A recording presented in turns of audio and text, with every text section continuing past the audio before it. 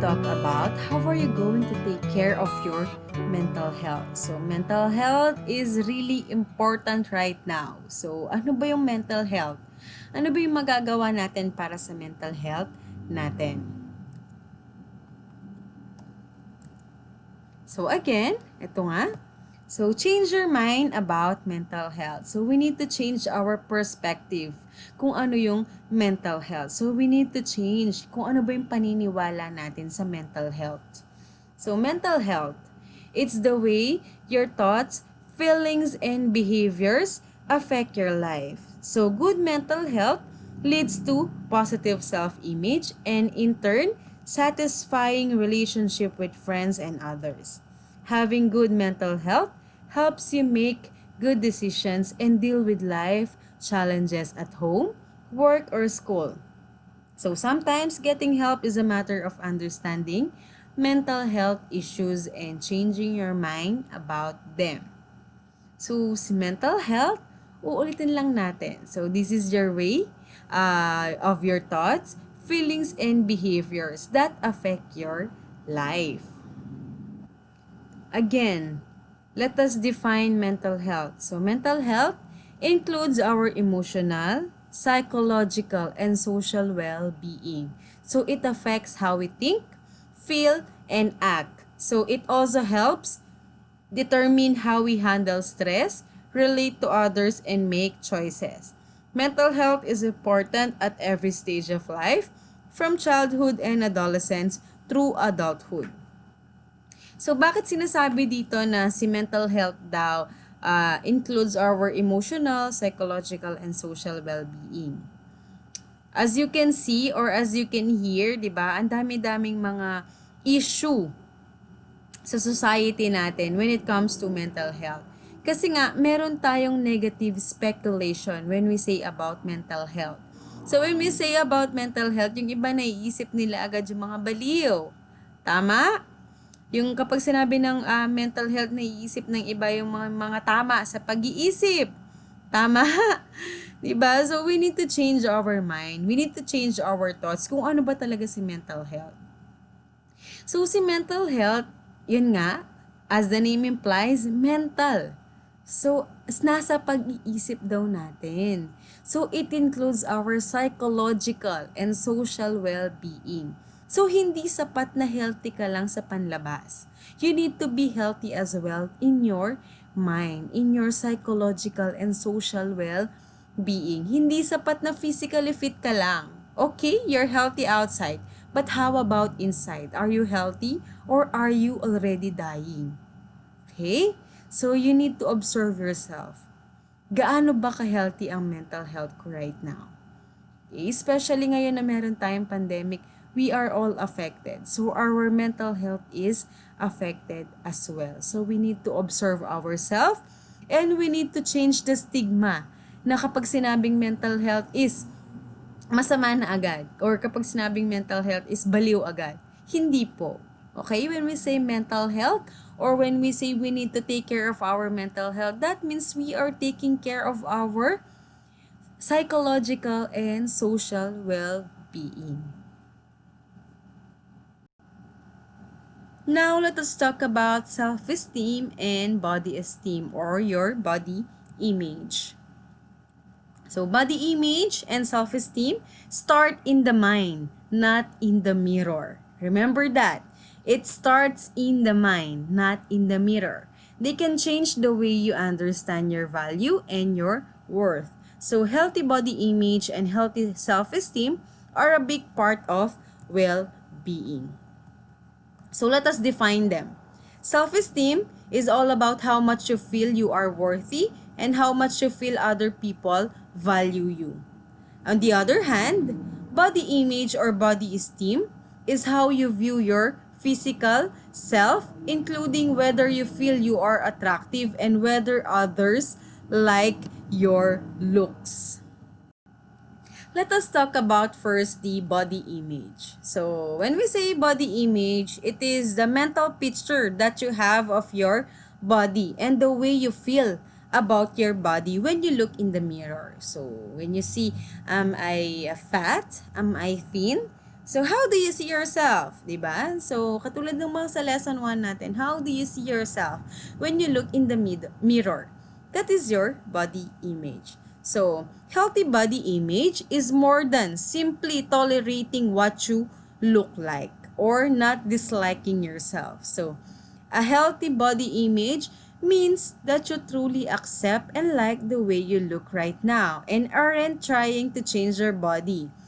So, yun nga, uulitin natin. What is a healthy body image? Ito yung you are already, you have already accepted yourself. Ano yung itsura mo right now? Tanggap mo. Ano yung body image mo right now? Tanggap mo. If you are fat, if you are thin, if you are tall, if you are short or small, tanggap mo. So, hindi ka nagtatrying hard para mag-fit sa society. Hindi ka nagtatrying hard para mag-fit kung ano dapat yung iniisip mo na maging ka. 'Di ba? So, kung ano yung binigay sa'yo, tanggap mo. So, it means also recognizing the individual qualities and strengths that make you feel good about yourself beyond weight, shape, or appearance, and resisting the pressure to strive for the myth of the perfect body. So, ayun, uulitin lang po natin. So, ang healthy body image, or if you have a healthy body image, it means you are looking yourself beyond weight, beyond shape, beyond appearance, and inaalis mo na sa isip mo yung sinasabi nila na dapat you have a perfectly shaped body. So, ang perfectly shaped body na nakikita po natin sa social media, sa online natin, sa Facebook natin, sa Instagram natin, sa communities natin, those are not really perfect. Okay? They just tried their best to be perfect. So, ayun, nag-trying hard lang po sila para maging perfect. But right now, if you had already accept what is in you, kung ano ba yung body mo, kung ano ba yung meron ka, that means you already have the healthy body image. Now, let's go to self-esteem. So, again, what is self-esteem? So, sa self-esteem naman, so it is how you value and respect yourself as a person. So, it is the opinion that you have of yourself inside and out. So, self-esteem impacts how you take care of yourself, emotionally, physically, and spiritually. So, self-esteem is about your whole self, not just your body. So, kung kanina napansin ninyo si body image, we already talked about the body image, which is our body itself. Paano mo ba nakikita ang sarili mo sa salamin? Okay? But the self-esteem is about your whole self. So, hindi lang po pinag-uusapan dito yung katawan natin, yung physical appearance natin. So, we are talking about our whole self. How are you going to have a good self-esteem or a healthy self-esteem? So, you will have this if you value yourself, if you know that you deserve good care and respect from yourself and from others. So, ayun. Kapag alam mo sa sarili mo na you need to be respected and you respect yourself as well, that means you have a healthy self-esteem. What else? You can also appreciate and celebrate your strengths and your abilities. And you don't put yourself down if you make a mistake. Again, how are you going to have a healthy self-esteem? It is by not putting yourself down if you make a mistake. What else? Good self-esteem means that you still feel like you're good enough even when you're dealing with difficult feelings or difficult situations. So, ayun. Those are the pointers on how are you going to have a healthy self-esteem. Again, number 1, you need to respect yourself and you need to gain respect from others. Number 2, you do not put yourself down even if you make a mistake. Number 3, if you still feel good even though you're dealing with difficult feelings or situations, 'di ba? So hindi ka nagpapatalo sa sitwasyon. Hindi ka nagpapatalo sa failure. That means you already have a good self-esteem. So another more, add lang natin. Sinasabi nila, 'di ba, kapag napahiya daw, bumababa yung self-esteem. That is because you don't have the healthy self-esteem. That is because you don't have the good self-esteem. So kapag biglang bumaba ang tingin mo sa sarili mo, that is because hindi healthy ang self-esteem mo. Okay? So again, self-esteem impacts how you take care of yourself, emotionally, physically, and spiritually. So self-esteem is about your whole self, not just your body, not just your physical appearance. Okay? Remember that, class. As we all know, so as a teenager, madaming mga influences kung bakit minsan naaapektuhan yung self-esteem natin. So we have, number 1, the puberty and development. So what is this? So some people struggle with their self-esteem and body image when they begin puberty because it's a time when the body goes through many changes. So these changes combine with wanting to feel accepted by your friends means it can be tempting to compare ourselves with others. So that is true. Kaya minsan naaapektuhan ang self-esteem natin because we are comparing ourselves with other teenagers. So we are comparing our intellect with other teenagers. So we are comparing how do we see ourselves with other teenager because yun nga, 'di ba, pagdating sa body image or pagdating sa self-esteem. Kung ano yung wala sa iyo, yun yung hinahangad mo. That's why bumababa ang self-esteem mo. That's why hindi nagiging healthy ang self-esteem mo. So the trouble with that is not everyone grows or develops at the same time or in the same way. And you have to embrace it. We need to all embrace that not everyone grow at the same pace. Okay? So, uulitin ko, hindi po tayo para-parehas na nag-grow. So, yung iba, they are already 18 years old, pero hindi pa fully develop ang body nila. Yung iba, they are already 18 years old, but yung interactional self nila, hindi pa nila nade-develop. Okay? So, hindi po tayo sabay-sabay na nagde-develop or nag-grow. And we need to understand that. What else? Number 2, we have the media images and other outside influences. So, our tweens and early teens are a time when we become more aware of celebrities and media images, as well as how other kids look and how we fit in. So we might start to compare ourselves again with other people in social media. So these are the ideals that are frequently airbrushed. So all of this can affect how we feel about ourselves and our bodies even as we grow into our teens. Uulitin ko. Kung yung kanina you are comparing yourself with other teenagers around you, eto naman si media images and outside influences. We are comparing ourselves to our idols. 'Di ba? Yung mga ideals na sinasabi nila.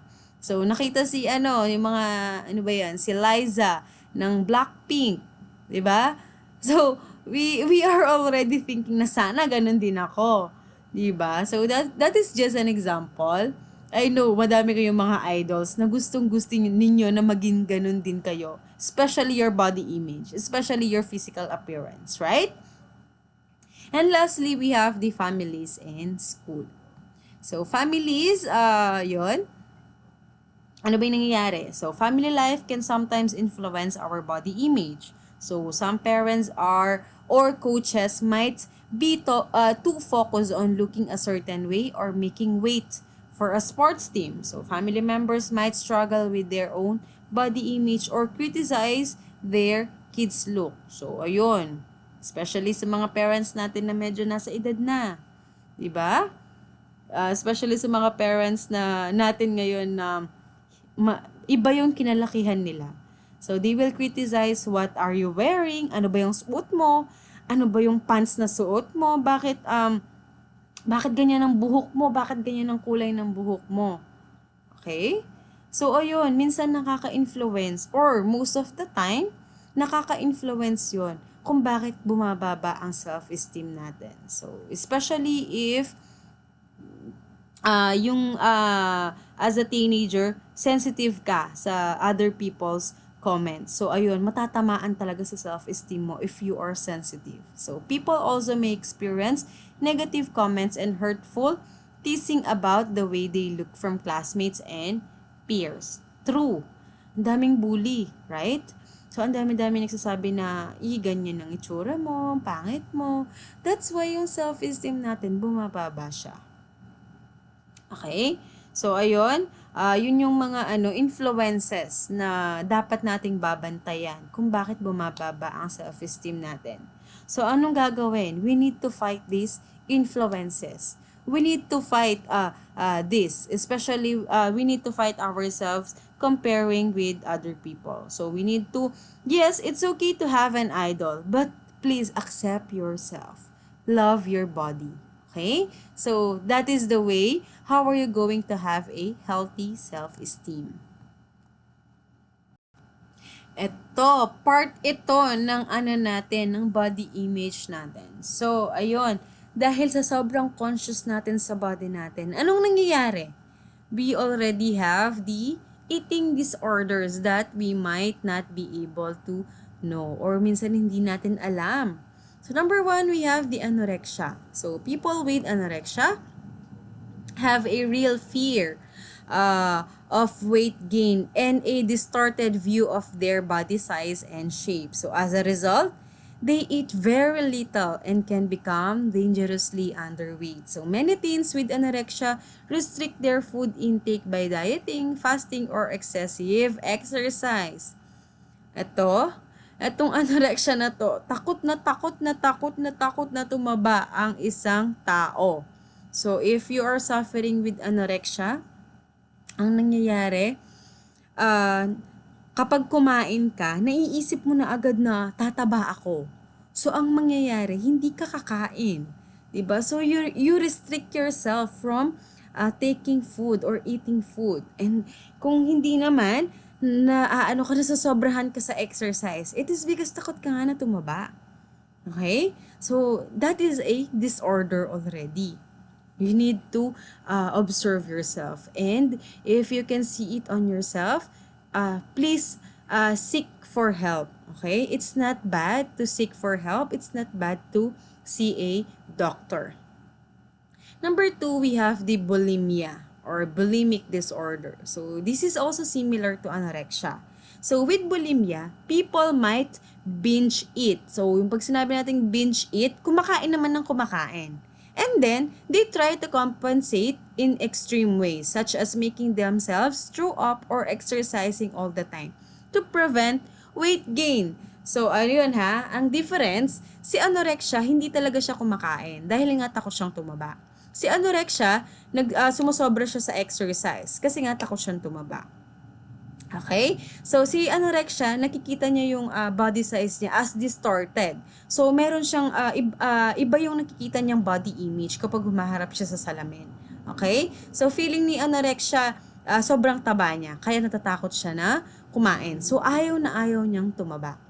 Si bulimia naman, on the other hand, kain naman siya ng kain. And in return, pinipilit niya ang sarili niya na magsuka para ilabas niya lahat ng kinain niya. 'Di ba sayang, no? Anong pipiliin niyo? 'Di ba? So, ayun.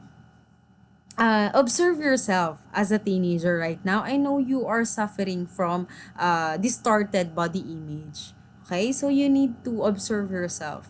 Baka meron na kayong eating disorder. Okay? Which is not good. Hindi maganda ang dulot ng mga disorder na ito.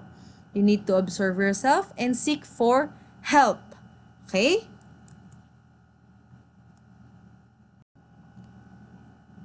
We are done with the different disorders or eating disorder, how are you going to improve your self-esteem and your body image. Now let us move to support strategies or community mental health resources. How are you going to help? Paano ka ba makakatulong in your own little way? Uh, Especially if you know someone na nagsasuffer sa mental health problem. So number one, you can learn as much as you can about mental illness so that you can understand what is going on for them. Ayun, uulitin natin, paano ka makakatulong? Learn about the different mental illness. Learn about ano bang nangyayari inside them. So ano ba yung naiisip nila? What are the effects and what are the causes? Put the person's life before your friendship. So if you know someone who is suffering from mental health problems and they already talk about the suicide, they already talk about injuring or damaging themselves. So put the person's life first. So you need to put them first. Ano ba yung sinasabi nating put the person's life first before your friendship? Of course, sasabihin ni friend sa'yo, huwag mong pagsasabi, gustong-gusto ko nang mamatay. Huwag mong pagsasabi, magbibigti ako. Huwag mong pagsasabi, sinasaktan ko yung sarili ko. So, those are life-threatening, di ba? So, ano nang mangyayari sa kanya if you're not going to help? So, ang gagawin mo now as a friend, as a supportive friend, ang gagawin mo is you need to seek help sa mga parents nila or sa mental health practitioner. Okay? Huwag sasarilihin kapag sinabi sa'yo ni friend na gusto na niyang mamatay. Okay? So you need to save your friend's life by seeking help to mental practitioner and by seeking help to their parents para na monitor siya. Next, encourage the person to seek help and support from an adult. Ayun. Pilitin siya na humingi ng tulong sa mga nakakatanda sa kanya. So, sino yon? Kung wala naman si parent, pwede naman yung mga sister or brothers. Or kung wala naman, meron naman tayong mga tinatawag natin na mga, ano ba yon? Online community friend, di ba? Pwede rin naman yung mga friend natin outside the communities. Pwede rin yung mga adult friend natin like our uncles, aunt, diba? Next is spend time with the person. Listen to his or her concerns. Be helpful. Help them feel like their life will get better. And lastly, you need to stand by them. Okay, so those are the little help that you can offer to your friend who is suffering from mental health problem. Now, let us move on. Ano ba yung mga connection ni healthy eating kay mental health? Ano ba yung connection ni physical activity kay mental health? Ano ba yung connection ni sleep kay mental health? So, number one, we have the healthy eating and mental health. So, if you are eating healthy, that means you are already nourishing your body, you are already nourishing your brain, and you are already supporting your mental health through improve overall health and vitality. Of course, if you are eating healthy, ano nangyayari? Nagiging physically fit ka, di ba? It increase your ability to concentrate. It reduce irritability and mood swings. Sino ba naman kasi yung taong hindi magkakaroon ng mood swings or hindi magkakaroon ng hindi magiging irritable kung gutom ka, 'di ba? If you're not eating healthy, right? So, ayun. And lastly, if you're eating healthy, you are lowering the risk of mental illness. Again, siguro may nakarinig na sa inyo yung nabaliw siya dahil hindi daw siya nakakakain. Nabaliw siya dahil daw kulang sa pagkain. Tama? May mga story, 'di ba, na ganon, na kapag nakita yung isang beggar or yung isang baliw sa daan, madalas nilang sinasabi, nagkulang daw siya sa pagkain. So, ayun na, as a teenager, wag po ninyong kakaligtaan na laging kumain. Okay? Next is the physical activity and mental health. So, physical activity can make you feel good physically and build confidence. So, katulad lang siya ng healthy eating. So, if you are eating healthy, you are being physically fit or you are being physically active. So, ano pa ba yung mga physical activity na pwede nating gawin? So, it is exercising, ano pa ba? Biking, running, yung mga simpleng ganon. So, ayun. So, evidence suggests that physical activity may contribute to improve mood and increased self-esteem, self-confidence, and self-control as well. So, sometimes physical activity may provide an opportunity to connect with others and develop supportive relationships. So ano ba yung mga benefit? Again, it improves your mood, it gives you energy, it improves your self-esteem, it reduces physical reactions to stress, it makes you feel better physically, and you make yourself feel better. Okay? So ano pa? Physical activity may be effective in preventing or reducing symptoms associated with anxiety and depression. This is as per research daw. So, kapag meron kang mga physical activity, yun nga, if you are doing exercise, or kung meron kang routine na sinusundan to be physically active or to be physically fit, nakaka-lower daw siya or it reduces symptoms of stress, anxiety, and depression. Okay? And lastly, sleep and mental health. So, ano ba yung connection nila? So, remember, most teens need 9 to 11 hours of sleep every night. Tatandaan, huwag magpupuyat. Okay? Problems from not being fully rested may include, number 1, irritability. Number 2, difficulty concentrating and learning, lalo na ngayon you are doing online class, di ba? Dahil sa puyat kayo, hindi na kayo nakaka-concentrate. Or sometimes, hindi na kayo nakaka-attend sa mga online conference ninyo. Okay? So, doesn't move information from short-term to long-term memory as well. So, kapag kulang sa tulog daw, nagiging mas makakalimutin.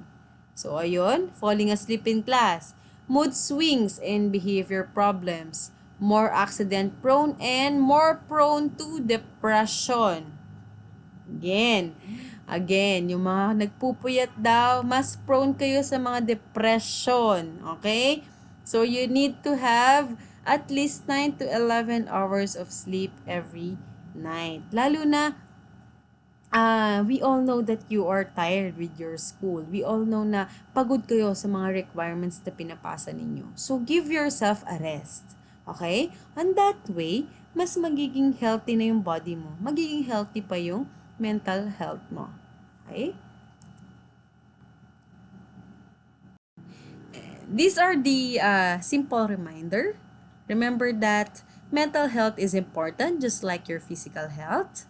Mental health problems are real and they need to be treated. It's not the person's fault if she's suffering from mental health problem. Mental health problem is not a sign of weakness. And always remember that there is a hope. Okay? So, you need to understand na yung mental health natin, part siya ng buhay natin. So, wag pong kakaligtaan ang mental health. So, wag kakaligtaan ang mental health, okay? Hindi siya isang basura lang na pwede nating itapon kung saan-saan. So, this is just as important as your physical health. Okay? So, ayun. I hope na na-enlighten kayo about sa mental health problem or nawala yung negative perception ninyo about mental health. So, it's now your turn to give back.